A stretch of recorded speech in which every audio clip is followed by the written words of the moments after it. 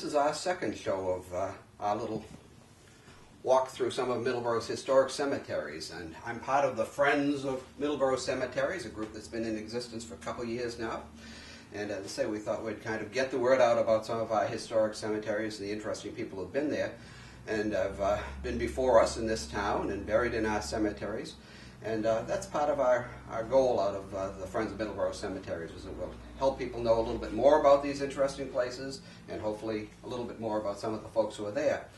I'm Jeff Stevens. I'm the secretary or clerk of the association, and have kind of been interested in helping get the word out. I write a little something or other in the Gazette all the time called Stories in the Stones, and that specifically usually talks more about the people who are in our cemeteries.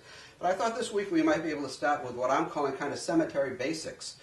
And that really is kind of an overview of the burial grounds that we have in town and how they are set up, because most of this stuff is connected with the religious beliefs of the people of those days.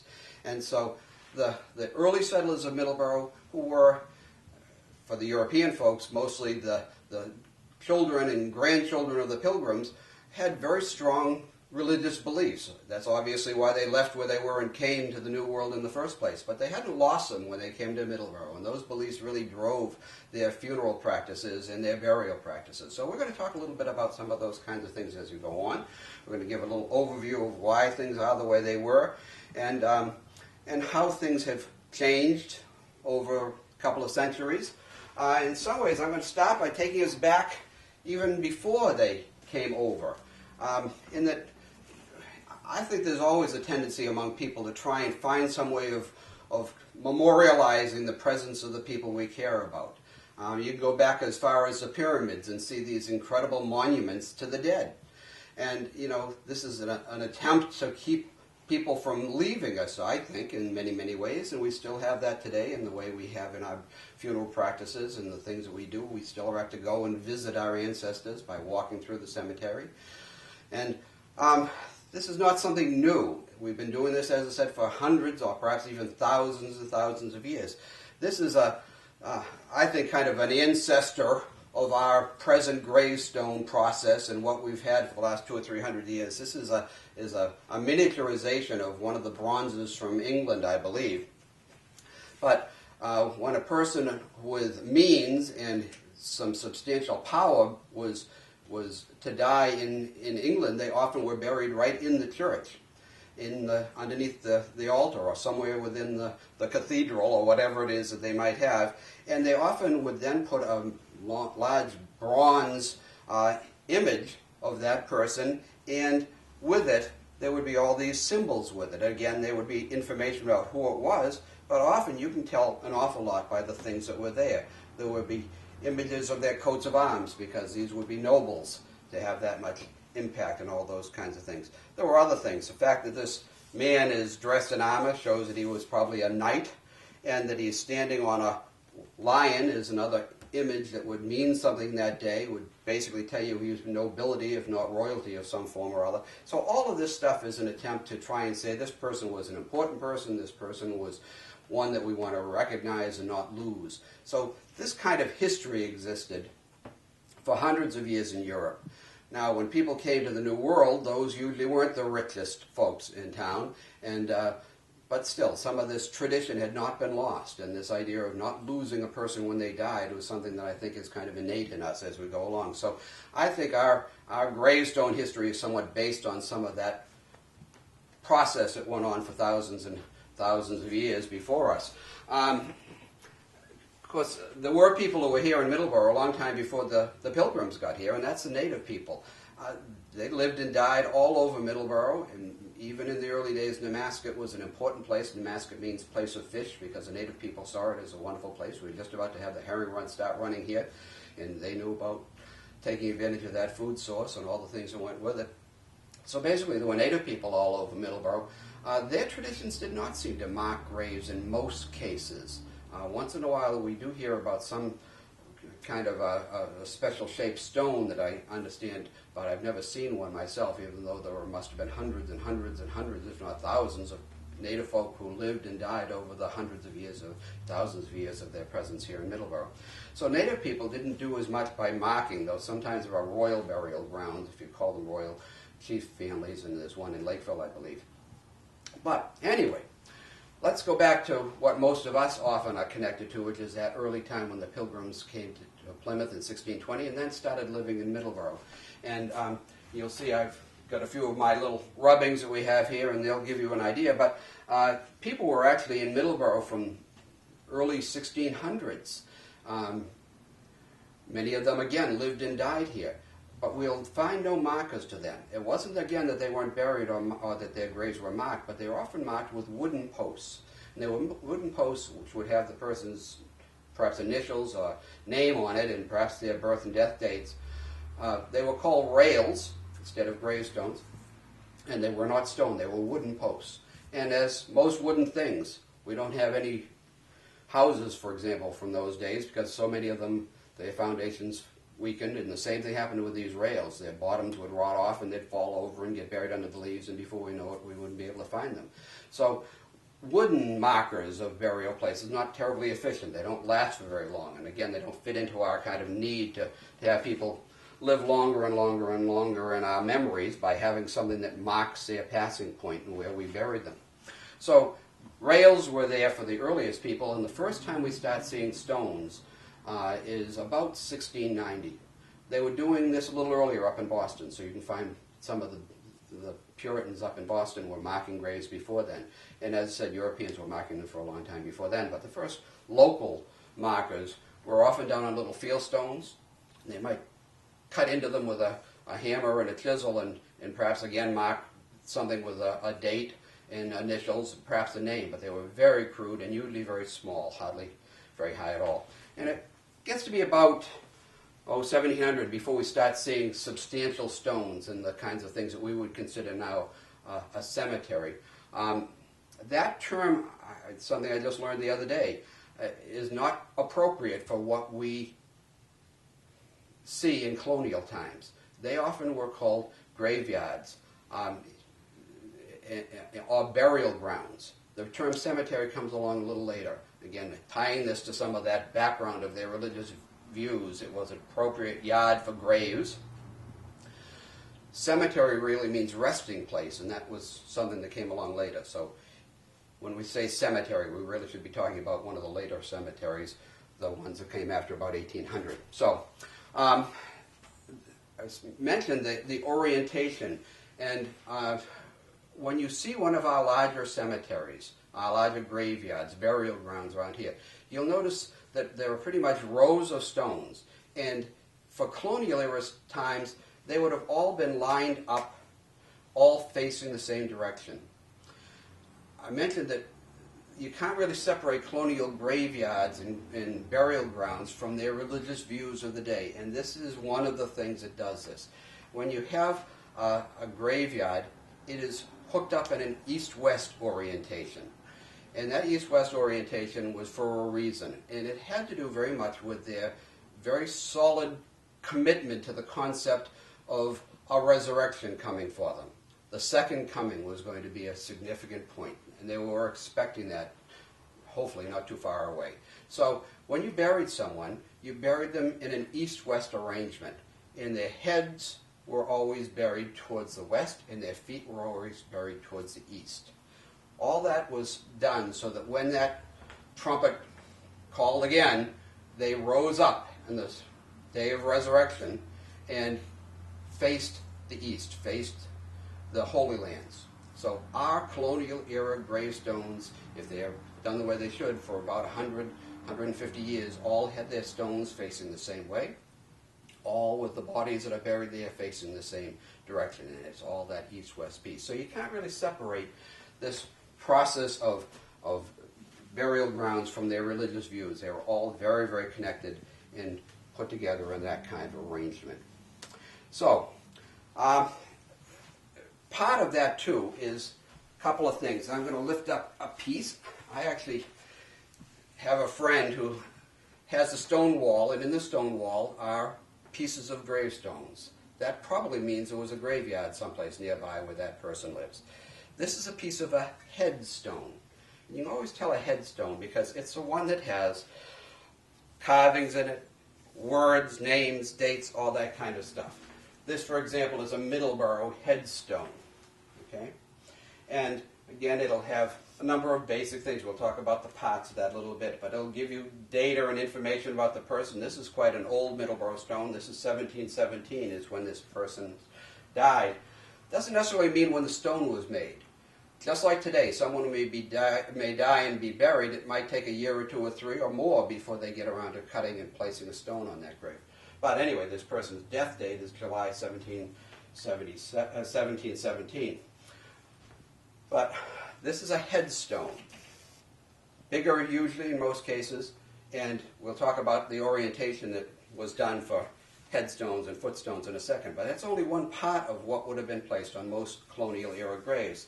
The second part of this, and here's another stone, again from that same friend's yard, in a stone wall, is this kind of little thing. And this is actually about as big as it is. That first one is only a small fragment of the stone, and this is a piece of the stone, but it's about 2/3 of what is the footstone. So it's a much, much smaller piece of equipment. Has usually only 1 or 2 things on it, and this one says Mrs. S.B. And very typical. This is a footstone, and S.B. are her initials. S for perhaps Sarah or something or other, and B for the last name that begins with a B. So 2 stones were put on most graves, and I'm going to put those down and show you the orientation for a grave. So let me get things out of the way and bring something over. Okay, we're going to kind of demonstrate here a little bit about the arrangements of a grave in one of our colonial era cemeteries or graveyards. And this, which is a very nice big book of Middleborough Gazettes, is going to represent a headstone. And that's actually about the size of many colonial era headstones. What you see above ground, there'd be about 2/3 more of this below ground. And it was made out of a local stone, slate, that was fairly easy to cut and work with. Footstones, as I said, are almost always much smaller. So we use this book to be a footstone. Okay? And the place where you would have read information about that person and had any images would be on this side, because I'm placing the footstone here. And now, I'll be our recently deceased friend. And would have been buried between the headstone and the footstone. And hopefully, the footstone will be just about where my feet are, and headstone obviously right here. So when you come and read about me and know my death and birth dates and all that kind of stuff, you'd be standing on that side. So when you go to the graveyard, don't worry that you're standing on the person you're reading about. You're actually in front of him, if you know what I mean. And the orientation, again, is west, east, so that when the second coming comes, I'll rise up facing the Holy Land. Now, that's the arrangement on our cemeteries all the time, but it's really quite rare that you find them this way any longer. Headstones, in some cases, are moved too, but in general, most of the headstones are there. But it's the footstones that are apt to disappear. And the basic problem with footstones is that they're kind of in the way. And they're in the way especially as we started trying to take care of graveyards where we cut the grass and kept it from being overgrown and all the things that came along with that. And especially when we got into using lawnmowers and other things, these things just plain in the way. So what they often would do is either take them up and throw them away, which is what happened to this little footstone, ended up somebody's stone wall. Or another thing that happens, and you see this quite often in Middleborough, they'll pick this footstone up out of the ground, bring it up, and set it behind the headstone. So when you see 2 stones, one behind the other, most often the name on that side, when you look at the footstone, you'll find it has the same initials, and sometimes a death date. Sometimes the name of the person, but most often initials and a death date. So that's the way most of our cemeteries are. We have this east-west orientation, bigger headstone, smaller footstone, and if we're lucky, we have all that stuff still. What's happening, unfortunately, is our headstones are having problems because of the attacks they're under. And we'll do a show later on about some of those kinds of things as we go along. So that's kind of the underpinning structure of our graveyards. As I said, very, very connected to what and where and how they thought things were religiously and the beliefs they had. So the orientation, the structure, the arrangements in a graveyard are all built around their religious beliefs of the day. So I think we'll kind of start taking a final look at another part of this, and it's the part actually, candidly, that I was most interested in when I kind of got into all this gravestone stuff, and that is, you know, the stones themselves. If you walk through one of our colonial era gravestones, there are things to see. There's, first of all, no guarantee that what we think is what they had in mind. The gravestone cutters of the day cut all these stones, but they didn't write down exactly what they meant by them. And so we kind of see them one way and may interpret them, but they may or may not be exactly what they meant. This is an early stone from Middleborough, 1717, for Lydia Thomas, wife of Mr. Jeremiah Thomas, died deceased July 6th, 1717, in the 52nd year of her age. Even the shape here is typical of gravestones. If you think about that, there are some people who think that's almost the shape of a headboard. And there's, again, when I say we're interpreting this now, nobody wrote this down, but there's some thought that this is kind of the sleep of death, if you know what I mean. So that there was this underpinning concept that even the shape of the gravestone with this rounded top was kind of like the shape of a headboard. Then we get this headpiece. The earlier you go, the more these end up looking skeletal, like this one is. Again, this is 1717. The earliest images we have are around 1690 and that time. So this is only 20, 30 years after we first see the very earliest gravestones in town. And they have sunken eyes. There's actually more of a nose here. Sometimes it's just an opening there. But this is a typical. This is not meant to represent the person, we again interpret, we think. There was not an attempt to put a portrait of the person. These kinds of structures were really meant to be a way of reminding us who are still alive as we came to the graveyard that death was always present. Death was something that we all had to face. Because, again, they often were trying to give you that message that death is not far away. You better behave yourself in life if you expected to have an afterlife. So we call these, again, we modern day folk who are interested in gravestones, call these death's heads.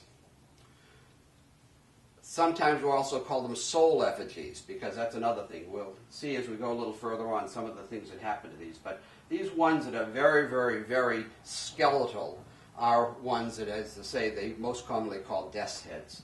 And the early Middleborough stones were doing what we're, if you go up to Boston and look at the Boston graveyards or the granary and places, you'll see similar things up there, which are very, very skeletal, very, very much emblems, symbols of death.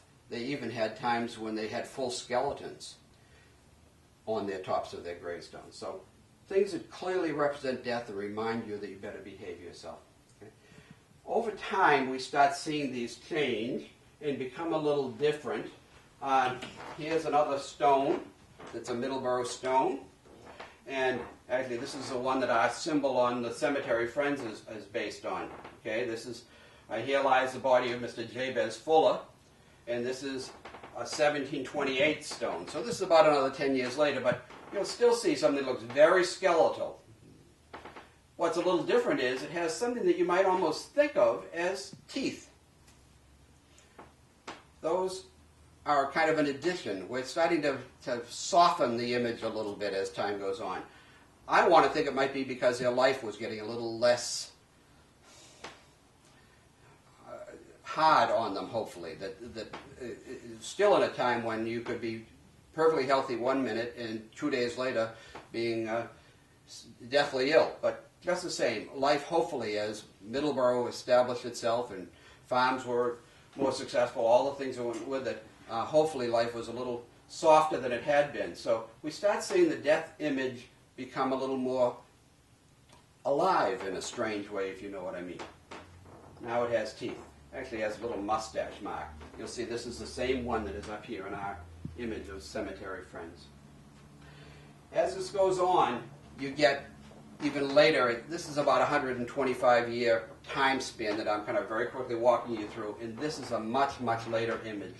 I don't even think this is a Middleborough image, though I saw it someplace or other. It was so nice I had to get it. But here you can see what's happened to our death image. Over time, these change, and they change from being skeletal to being like little cherubs. And the little cherub here has sprouted wings, eyes, nose, mouth, hair. It no longer is that hollow-eyed, skeletal creature. We would call this a soul effigy. So it's gone from being a death's head, sign of death, to kind of a sign of a soul. And again, based on their religious views, that soul has wings because it's going up. This is a Middleborough stone. And again, it's considerably later. You can see this is 1812. And here, they've even gone beyond that. They've shown you where that soul is gone. The image on the top is just a hand pointed up to tell you that the soul has left this person who is buried here and gone to heaven. This is somewhat a reaction. You might know the Pilgrims were kind of hung up on predestination, and there were saints and sinners, and you might or might not, and they kept talking to you about better be good. Well, in this case, especially, this is a child's stone. By 100 years later, the idea was that you didn't have to be predestined, that any child ought to be expected to go right to heaven. That this was a clear indication of a change in their religious views, that a child dying was a terrible, tragic, awful thing, but that child was going to heaven. So you can see a change in time as time went on. And then finally, when we get towards the end of that period, you get over here to what happens, because even our little cherubs disappear. And the top becomes another whole thing. This is from about, 1810 to 1815, for another 50, 60, 70 years of gravestone images. And there was, again, a cultural change. We were kind of getting into classical stuff. The Greeks and the Romans were becoming something that they knew more about and were part of the culture of the day. And this is kind of a classical look. This is a death sign, we think. This is an urn. You'll find urns on many, many, many of our gravestones from 1800. And then there's a willow. Well, a willow is a life sign. And so this is kind of that constant battle between life and death. But the way these are structured, always would have death with overarching life, which is kind of eternal life. The idea of when you die, you don't really have an end, you're moving on to a better life. And so the life sign always covers the death sign. So this is what happened in gravestone art as time went on. We'll see this more and more as we talk about these kinds of things as we go along. But you can see this kind of gradual change from a death symbol to a soul symbol to a cherub where this human winged thing is heading off to heaven, to finally they leave that behind completely and go to these just symbols of life and death as we move along. So that's the kind of stuff when you start getting into graveyards and getting into gravestones, and some of the concepts of how this has changed over time gives us a little look at the kinds of things you can see as you walk through almost any of our cemeteries. So that's kind of a little beginning about the stuff you can see if you walk into any of my Middleborough graveyards, especially a big one like the Church in the Green, or if you go up to the Mascot Hill Cemetery or almost any of our graveyards. We are fortunate to have so many of these wonderful resources right here in town. We'll go on and talk in future programs about some of the difficulties that these stones are having, because they are having real crises right now. We just had a time when we had some very heavy weather, and an awful lot of trees have come down and have damaged some stones.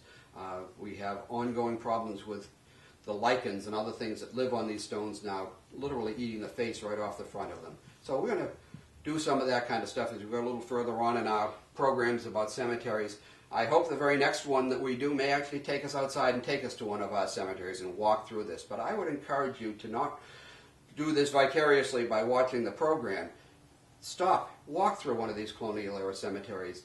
Think about the reality of having to deal with the death of a child, which often was a common event, or losing a wife. You can see the whole story of a family where it was very, very common where a wife would die in childbirth, and very quickly you'd see that man remarry and there'd be another wife.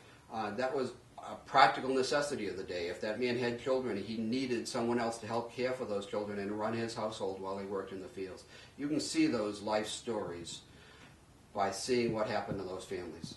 So stop, look, take a moment to see the things that went on in this town and appreciate their efforts and the work that they did.